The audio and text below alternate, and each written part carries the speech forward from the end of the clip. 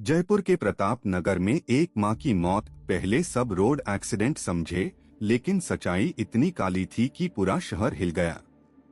23 साल की बेटी ने अपनी ही मां को 7 लाख रुपए देके एसयूवी से कुचलवा दिया। क्यों? सिर्फ एक सरकारी नौकरी और प्रॉपर्टी के लिए। आज आप जानोगे एक ऐसी सच्चाई जो इंसानियत पर सवाल खड़ा करती है। देखिए कैसे एक इन्फॉर्मर की कॉल ने खोला इस कॉन्स्पिरेसी का राज, कैसे पुलिस ने अरेस्ट किए 7 आरोपियों को और कैसे एक मां की लिख दी गई चिट्ठी इग्नोर कर दी गई। ये सिर्फ क्राइम स्टोरी नहीं, ये है अपनों के बीच छुपी एक खतरनाक साजिश की कहानी। नीरज शर्मा 45 साल की एक मां, एक विडो जो अपने पति की मौत के बाद अनुकंपा नियुक्ति पे सरकारी नौकरी पा चुकी थी। उनका 23 साल की बेटी आयुषी शर्मा के साथ रिश्ता टेंशन में था। रीजन? प्रॉपर्टी और वही अनुकंपा नौकरी। जब नीरज के पति विजय कुमार शर्मा की डेथ हुई थी, तब नीरज को हाई कंपैशनेट अपॉइंटमेंट मिली थी, बेटी को नहीं।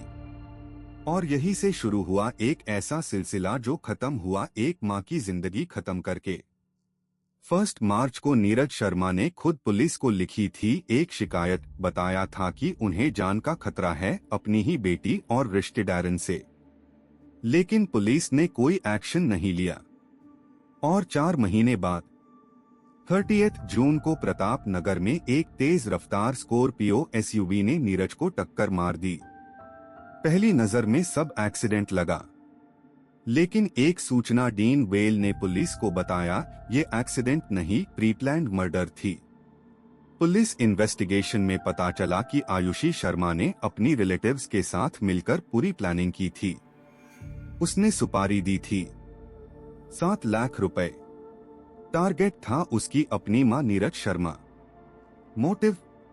अगर नीरज की डेथ हो जाए तो आयुषी को अनुकंपा नियुक्ति पे सरकारी नौकरी मिल जाएगी और साथ में पूरी फैमिली प्रॉपर्टी भी उसके हाथ आ जाएगी। ये प्लानिंग कितनी गहरी थी? बहुत ज्यादा। आयुषी ने रिश्तेदारन को शामिल किया, सुपारी किलर्स हायर किए और एक रोड एक्सीडेंट का नाटक तैयार किया। जिस दिन एग्जीक्यूशन हुआ वो दिन नॉर्मल था। नीरज शर्मा सड़क पर जा रही थी।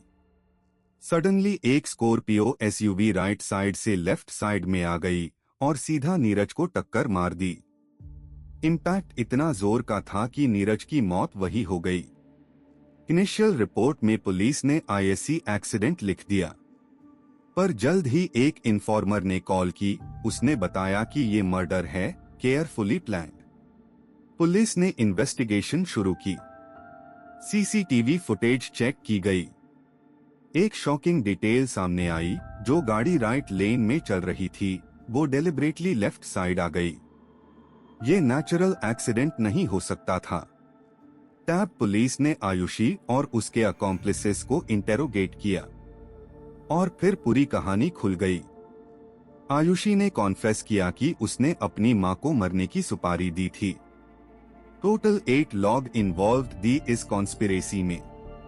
पुलिस ने अभी तक 7 को अरेस्ट कर लिया है। एक अभी भी फरार है।